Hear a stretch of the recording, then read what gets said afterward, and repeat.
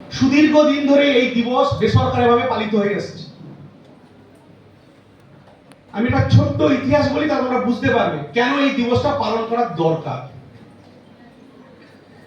1947 সালে ভারতবর্ষ স্বাধীন হয়, তাই তো? কিন্তু ভারতবর্ষ অখণ্ডভাবে স্বাধীন হয়নি।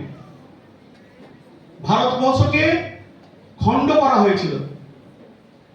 একটি নাম হয়েছিল ভারত, ইন্ডিয়া, আরেকটি নাম হয়েছিল পাকিস্তান।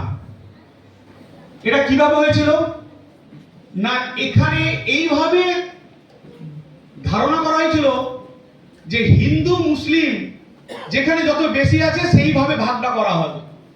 সেইভাবে দেখা যায় যে পাকিস্তান একটি পশ্চিম পাকিস্তান আর একটি পূর্ব পাকিস্তান, এখানেই সবচেয়ে বেশি মুসলমানরা বাস করে। এবং মুসলিম লীগ তাই চেয়েছিল যে আমাদেরকে আলাদা প্রদেশ দিতে হবে, আলাদা রাষ্ট্র দিতে হবে, আলাদা স্বীকৃতি দিতে হবে, নাহলে আমরা বাঁচতে পারবো না। তাই হয়েছিল, তাই মেনে নেওয়া হয়েছিল। কিন্তু সমস্যাটা অন্য জায়গায়।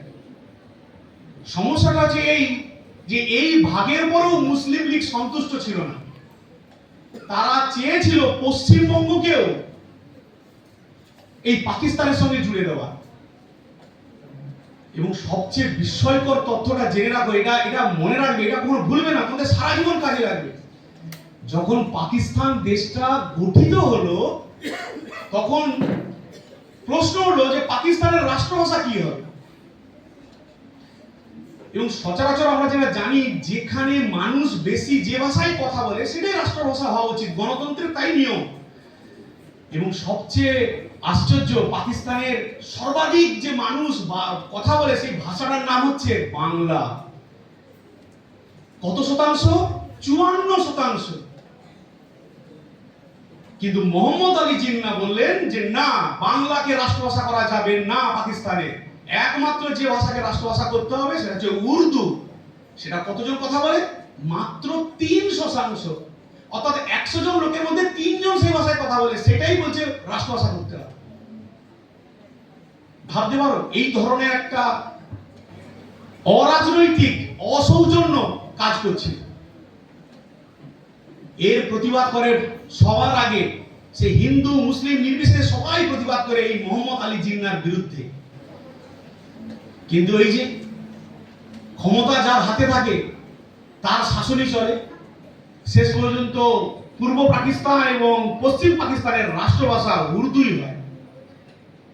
এবং সবসময় মাথা রাখবে, কোন জাতিকে ধ্বংস করতে হলে দুটো জিনিস আগে ধ্বংস করে দিতে হবে।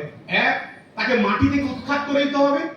আর যদি একান্তই মাটি থেকে উৎখাত না করা যায়, তাকে উদ্বাস্তু না করা যায়, তাকে দেশ থেকে তাড়ানো না যায়, তাহলে আগে তার ভাষাকে মেরে দাও। তার যেটা মাতৃভাষা তাকে আগে বধ করে দাও। মোহাম্মদ আলী জিন্নাহ খুব সুচারুভাবে এই কাজটাই করেছিল যে এরা বাঙালি, সব বাংলা ভাষা কথা বলে, তাই এদেরকে তো তাড়ানো যাবে না। এরা মুসলমান আছে, হিন্দু আছে, তাই এদের ভাষাটাই মেরে দাও, যাতে এরা কখনো আর মাথা না তুলতে পারে। আজকে যদি আমরা বাংলা মানে পূর্ব পাকিস্তান বা পশ্চিম পাকিস্তানের অংশ হতাম, তাহলে আজকে বাংলা ভাষায় কথা বলা আমাদের দুষ্কর। আমরা বাংলায় কথা বলতেই পারতাম না, আমাদেরকেও উর্দু ভাষায় কথা বলতে হতো, যেটা মোহাম্মদ আলী জিন্নাহ চেয়েছিলেন। এর সবচেয়ে বড় প্রতিবাদ করেন, দেখো এখানে ছবি আছে, ডক্টর শ্যামাপ্রসাদ মুখোপাধ্যায়। এবং ওই পাশে আরেকটা ছবি আছে, দেখো, দেখতে পাচ্ছ? এই ছবিটা যা, তিনি হচ্ছেন ভারত সেবাশ্রমের প্রতিষ্ঠাতা প্রণবানন্দজি মহারাজ। এই দুজন তীব্র প্রতিবাদ করেন মোহাম্মদ আলী জিন্নাহ। তারা বিধানসভায় রীতিমতো, শ্যামাপ্রসাদ মুখোপাধ্যায় মন্ত্রী ছিলেন, বিধানসভা বলে একটি জায়গা যেখানে সমস্ত মতামত নেওয়া হয় মন্ত্রীদের, প্রদেশের মন্ত্রীদের। তাতে শ্যামাপ্রসাদ মুখোপাধ্যায় জোর গলায় বলেছেন কিছুতেই পশ্চিমবঙ্গকে পাকিস্তানের সঙ্গে জোড়া যাবে না।